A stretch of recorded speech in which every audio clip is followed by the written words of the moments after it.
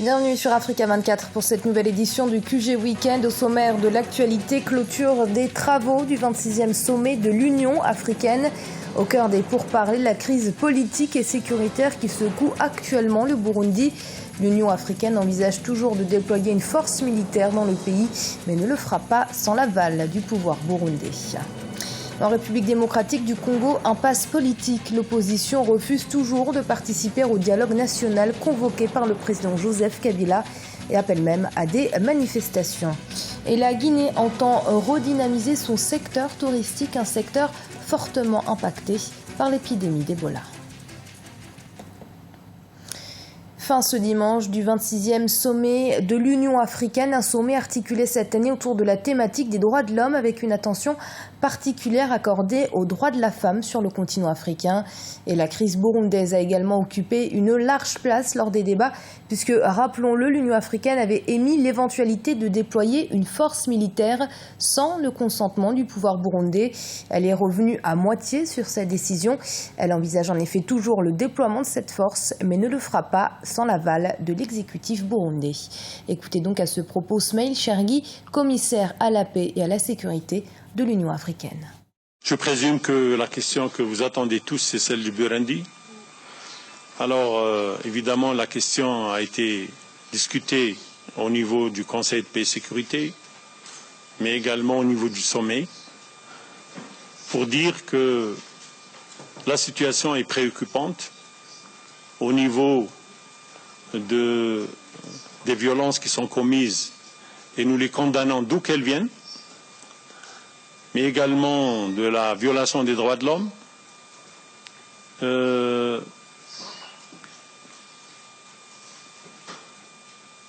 du fait aussi que ce dialogue inclusif n'a pas encore réellement donné les résultats escomptés. En tous les cas, les chefs d'État se félicitent de l'effort et de la contribution du président Yoweri Museveni de l'Ouganda, qui a cette responsabilité et que nous soutenons tous pour la poursuite de ce dialogue qui, je le rappelle, pour nous doit être inclusif.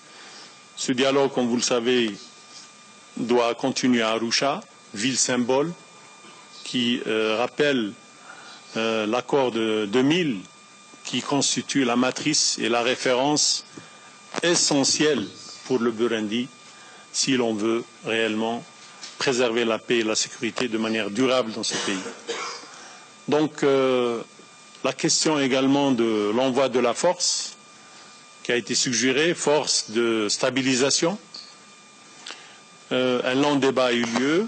Vous savez que le gouvernement est réservé, pour ne pas dire hostile à cette idée, et il y aura cette délégation de haut niveau qui s'y rendra pour dialoguer avec le gouvernement. Le président congolais Joseph Kabila se présentera-t-il à un troisième mandat? Constitutionnellement, il ne le peut pas, mais l'opposition le soupçonne de vouloir se maintenir au pouvoir. C'est ainsi qu'elle refuse de participer au dialogue national convoqué par le chef d'État et qu'elle appelle à des manifestations. Un dialogue qui est pourtant jugé nécessaire par les observateurs qui s'inquiètent de la détérioration du climat politique à quelques mois de l'élection présidentielle. Gladys Mwamba. Impasse dans le dialogue national en République démocratique du Congo. L'appel au dialogue national lancé par le président Joseph Kabila en novembre 2015 divise. Alors qu'au mois de juin 2015, les évêques catholiques appelaient à un consensus national sur le calendrier global publié par la Commission électorale nationale indépendante, les contestations restent vives au sein des différentes factions de l'opposition et de la société civile. Beaucoup de gens oublient que le 28 janvier 2012, nous avions proposé un plan au président Kabila. Nous l'avons proposé à Addis Abeba en février. Les évêques, le 5 février 2012, sont allés voir le président Kabila. Ils ont vu le président Tshisekedi. Ils m'ont vu, moi, et j'ai encore la lettre. J'étais le seul à avoir répondu positivement. Et à ce moment-là, on parlait de dialogue. Nous étions d'accord. Il y a un temps pour tout. Ça, c'est biblique, ce n'est pas moi, c'est Ecclésiaste. Donc, quand les évêques parlent aussi de dialogue, ils savent qu'il y a un temps pour tout. Heureusement qu'ils ont ajouté le dialogue qui répond aux aspirations du peuple.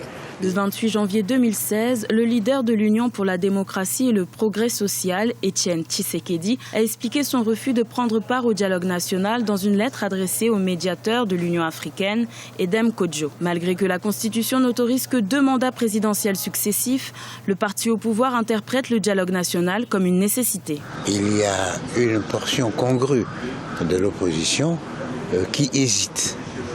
Mais ils ne sont pas contre le dialogue, le principe du dialogue, et ils hésitent quant aux modalités pratiques. Donc, sur le plan de principe, tout le monde, toute la classe politique est partie prenante.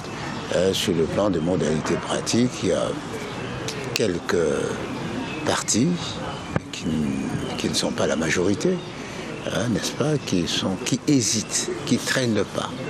Mais sinon, le dialogue, aujourd'hui, est une nécessité ontologique, c'est-à-dire pour l'existence de notre État. C'est une nécessité politique, c'est-à-dire pour l'harmonie dans nos relations sociales et politiques. Aujourd'hui, le dialogue s'impose. Aucune date n'a pour l'instant été fixée pour ce dialogue souhaité par le président Joseph Kabila. Certaines factions de l'opposition prévoient d'organiser des manifestations pour réclamer la démission du chef de l'État au terme de son 2e mandat. L'élection présidentielle en République démocratique du Congo est prévue en 2016. Comment relancer efficacement le tourisme en Guinée? Les autorités ont élaboré un plan d'action axé sur plusieurs volets pour promouvoir ce secteur et vendre la destination Guinée à l'étranger. Outre le tourisme d'affaires déjà développé, le pays regorge d'importants sites touristiques capables d'attirer des voyageurs du monde entier. Le point avec notre correspondant en Guinée, Emmanuel Milimono. En Guinée, après la crise Ebola qui a durement frappé l'économie, l'Office national du tourisme a élaboré un nouveau plan d'action visant à mieux promouvoir le secteur touristique dans le pays. En plus du tourisme d'affaires qui a connu une nette amélioration depuis 2010, la Guinée dispose d'importants sites touristiques qui pourraient apporter de la richesse à l'État et participer à la création d'emplois, notamment pour les jeunes. L'innovation ici pour un pays comme la Guinée, c'est de recruter des grands cabinets de communication afin de promouvoir les sites et les infrastructures guinéennes. Promouvoir d'abord la destination Guinée en minimisant notre présence dans les foires et salons avec des stands très coûteux. Moi je pense qu'avant cela d'abord, il faut d'abord faire connaître le produit qu'on a à travers une campagne de promotion. L'économie guinéenne est en pleine reconstruction et le secteur touristique pourrait occuper une part importante dans la composition du budget national. Plusieurs infrastructures ont été construites ces dernières années afin d'améliorer les conditions de séjour et l'attractivité du pays vis-à-vis des visiteurs. Le plan de relance du secteur touristique envisagé par les autorités va se baser notamment sur la promotion des investissements privés dans la mise en valeur de certains sites du pays. Nous avons aujourd'hui près de 9 hôtels de grand standing qui répondent aux normes standards d'hôtellerie. Sinon, la Guinée n'avait pas une surface de réception de plus de 500 lits. Aujourd'hui, nous en sommes à plus de 2000 et nous avoisinons les 3000. Château d'eau de l'Afrique de l'Ouest avec une grande richesse culturelle et historique, la Guinée dispose de tous les atouts favorables au développement du tourisme. Les éléments essentiels à la promotion de ce secteur sont réunis, mais il est resté pendant longtemps négligé dans les politiques de développement. Ces dernières années, le pays accueille de moins en moins de touristes. De 231 000 visiteurs en 2011, ils sont passés à seulement 25 000 en 2013 à cause de l'épidémie d'Ebola. C'est ce défi que tentent désormais de relever les autorités en charge du tourisme.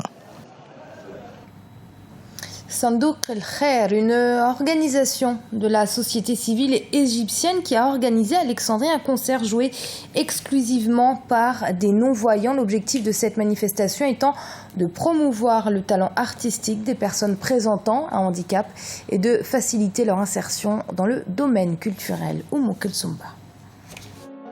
Devant une cinquantaine de spectateurs au centre culturel russe 6 dans la ville d'Alexandrie en Égypte, 4 musiciens non-voyants jouent au piano, à la flûte, à la batterie et au oud. Une association de la société civile égyptienne dénommée Sandouk El Khair est l'initiatrice de ce concert. Objectif, faire la promotion des artistes non-voyants et faciliter leur insertion dans le circuit socio-culturel. Ce concert a pour but de sensibiliser et de montrer que ces non-voyants ont des capacités extraordinaires que beaucoup de personnes dites normales n'ont pas. Ces aveugles, du fait de leur handicap, auraient pu baisser les bras, mais ils se sont battus et ont appris à jouer des instruments tels que le piano, le violon, la flûte et les percussions. Selon les initiateurs, ces non-voyants ont un riche répertoire musical égyptien et international. Ces membres de la société civile souhaiteraient que les autorités créent des centres de formation et mettent en place un programme d'accompagnement pour les artistes non-voyants.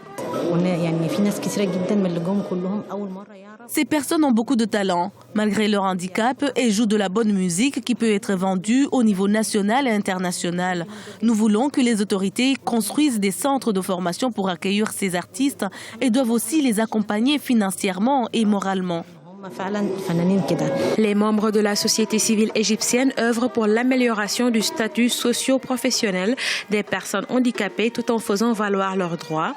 L'association porte une attention particulière aux jeunes et aux femmes, notamment dans les zones urbaines. Et ce samedi 30 janvier, l'Égypte a remporté la Coupe d'Afrique des Nations de handball face à la Tunisie, 21-19, se qualifiant ainsi pour les JO 2016 au Brésil et le Mondial 2017 de France. Tenante du titre et deuxième de ce championnat, la sélection algérienne ne disputera pas ces grandes compétitions. L'Angola, quant à elle, qui se classe troisième, a décroché son ticket pour le Mondial 2017. Et ce journal a été préparé par l'ensemble de la rédaction. Merci de votre fidélité. Restez sur Africa 24. Dans un instant, une nouvelle édition de l'information.